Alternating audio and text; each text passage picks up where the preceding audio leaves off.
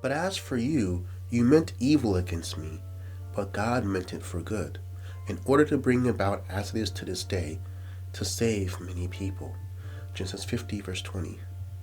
It is hard to imagine a greater wrong than that which Joseph had suffered at the hands of his brothers. He had been threatened with death, was imprisoned in a pit, and sold as a slave. He had been taken to a far country and unjustly imprisoned. Finally, however, through the grace of God and his own excellence, he had achieved a position of trust. Joseph could have said to his brothers, "It matters not that I have achieved success in Egypt. You were cruel and wicked in your treatment of me, and I can never forgive you. Now's the opportunity to treat you as you deserve."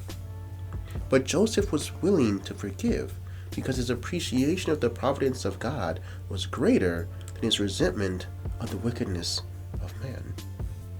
Herein is a principle of great value. All through life, we are consistently called upon to suffer as a result of man's inhumanity to man.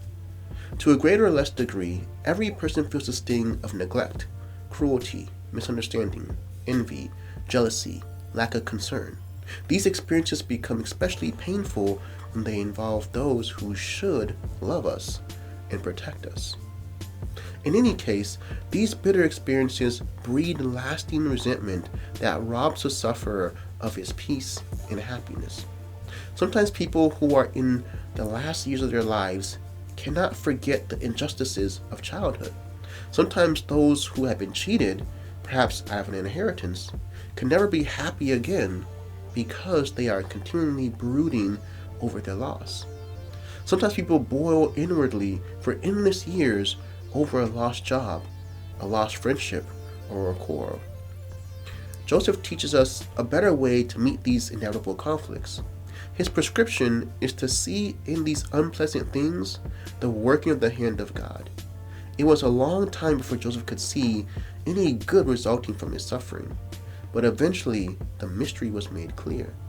In many instances, the hand of God may not be seen in this life, but eternity would demonstrate that God was at work even though his activity was never discerned. And as always, think on these things.